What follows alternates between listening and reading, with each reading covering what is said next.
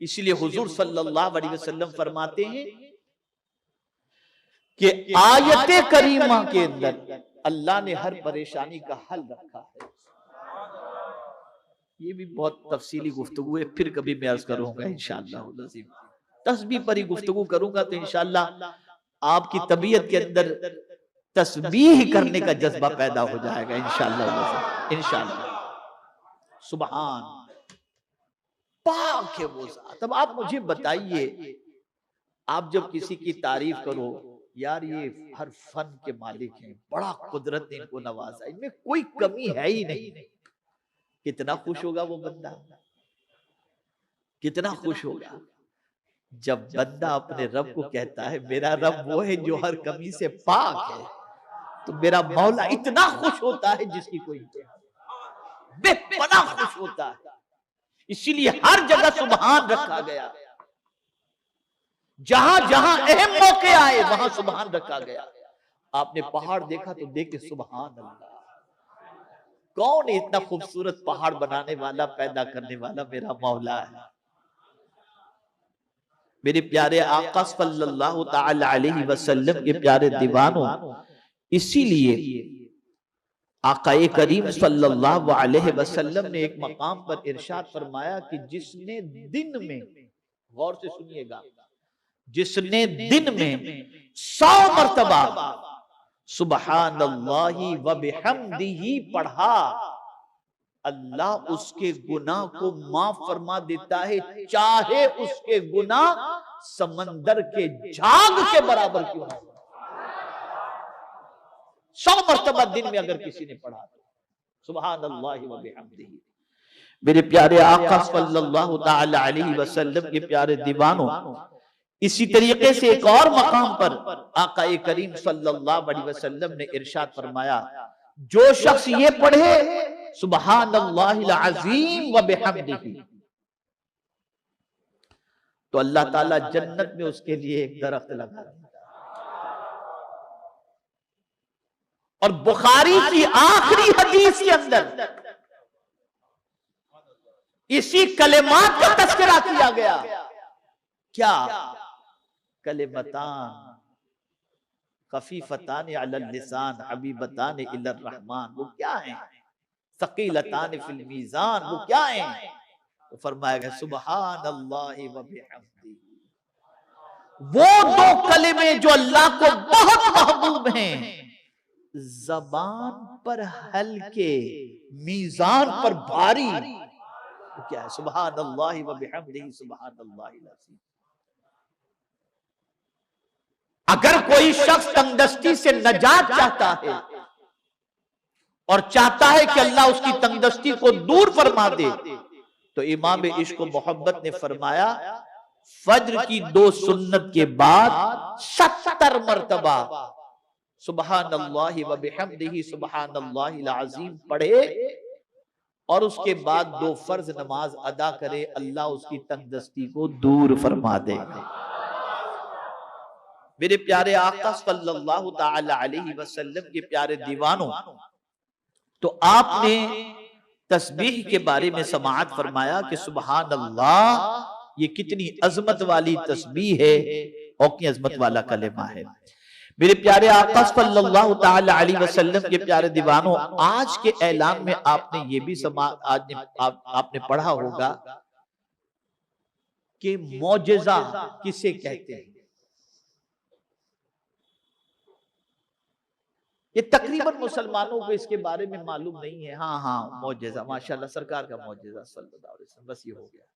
मौजिज़ा किसे कहते हैं, इसको समझोगे ना तो उसके बाद सरकार सल्लल्लाहु अलैहि वसल्लम की अजमत भी आपको समझ में आएगी।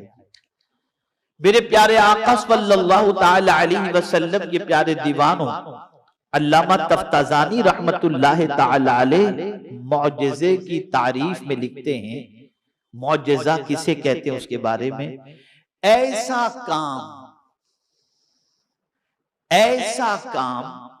जो खिलाफे आदत हो। क्या हो? बोलिए। जो खिलाफे आदत हो और ऐसे शख्स के हाथ से जाहिर हो जो नबूवत का दावा करे, और मुनकिरीन को, यानी दावा कौन करे? उस फेल के हवाले से जो खिलाफ आदत हो रहा है, इसका दावा करने वाला कौन हो? नबी हो। इसका दावा करने वाला कौन हो? नबी हो। लेकिन इस दावे का अगर कोई इनकार करता है तो नबी उसको चैलेंज करते हैं कि तू ऐसा ही काम करके बता दे, और अगर वो नहीं बता सकता तो उसी को कहते हैं मौजिजा।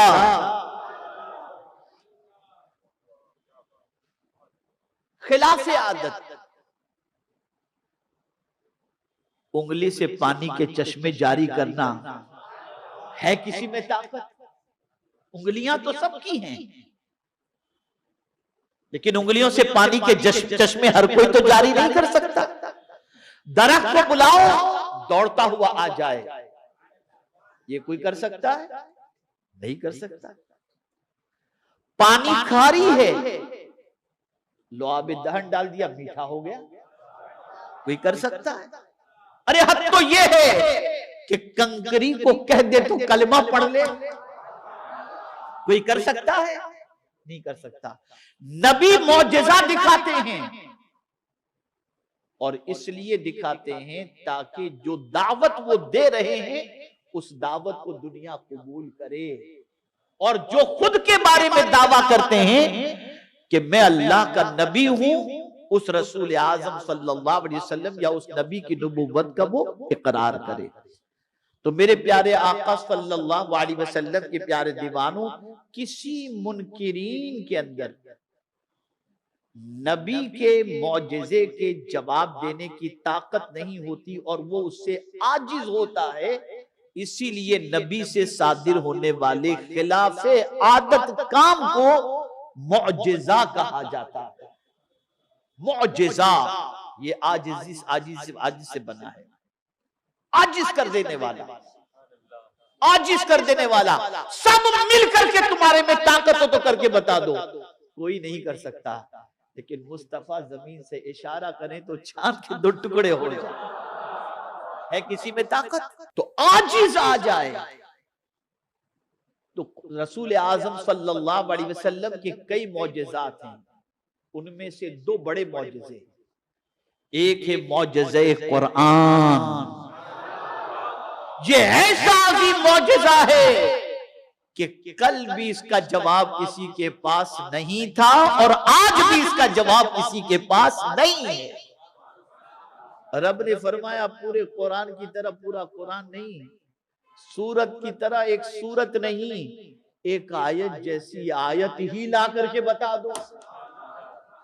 तो चांद पर कमंदें डालना तो आसान है, लेकिन कुरान की एक आयत जैसी आयत पेश करना ये बस की बात नहीं है।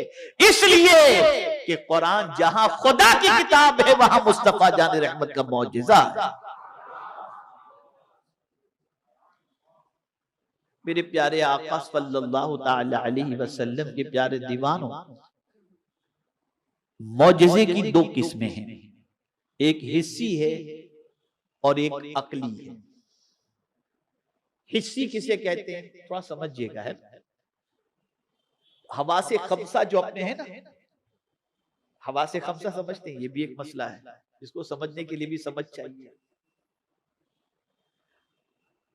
हवा से खमसा जिसको महसूस किया जा सके, वो 5 चीजें हैं, आंख, कान, जबान।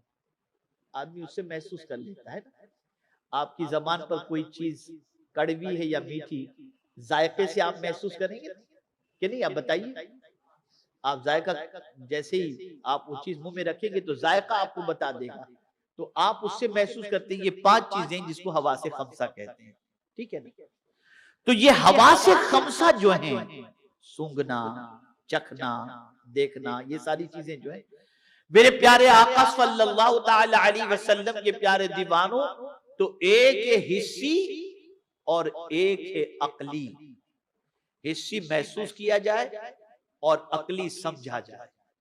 जैसे कुरान अल्लाह के रसूल सल्लल्लाहु अलैहि वसल्लम का मौजिज़ा है, तो ये अक्ल के जरिए अपील की जा रही है कि अगर तुम में ताकत हो तो एक आयत जैसी आयत ला करके बता दो, नहीं बता सकते, यहां तुम आजिज आ गए। इसी तरीके से तुम्हारी अक्ल का इम्तिहान हो रहा है, और वो क्या है? पलक के झपकते रात के मुख्तसर से हिस्से में इतना लंबा सफर करके आए हुए, ये बता दी। ये अक्ल को अपील की जा रही है, ये कोई नहीं कर सकता। और बज़ाहिर ये अक्ल में आने के लिए जरा मुश्किल भी है। उस दौर के जमाने के, उस दौर के लोगों के लिए ये मुश्किल था, लेकिन उस वक्त नबी को समझने वाला, उसकी अजमत को समझने वाला भी मौजूद था, जिसने इकरार करके कह दिया, अरे ये तो कुछ भी नहीं, इससे ज्यादा मेरे नबी कहे तो मैं मानने के लिए तैयार हूं।